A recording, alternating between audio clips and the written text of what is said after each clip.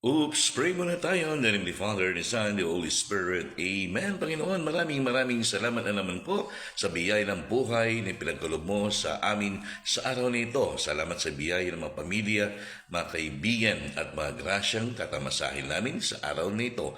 Panginoon, sa araw ng Lunes, naway ligtas kami sa lahat ng aming pupuntahan, mapaeskulahan man yan o trabaho.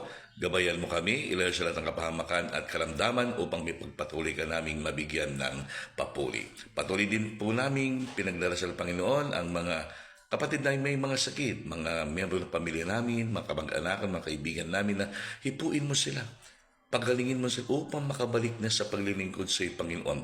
Bigyan mo sila ng pisikal na lakas upang mabigyan kanilang papuri. Patuloy din ang pinagdarasal, Panginoon, ang mga kapatid ay may mga kamag-anakan, mga miyembro ng pamilya, ng mga OFW, naway ligtas din sila sa lahat ng kanilang mga ginagawa saan man sila naroroon sa iba't ibang sulok ng mundo. Makita nawa nila lagi ang iyong presensya at pagpapala.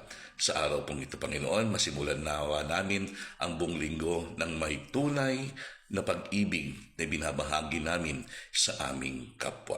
Gawin mo kami instrumento mo ng iyong buhay na salita at maging inspirasyon nawa kami sa araw na ito sa aming kapwa at pamilya.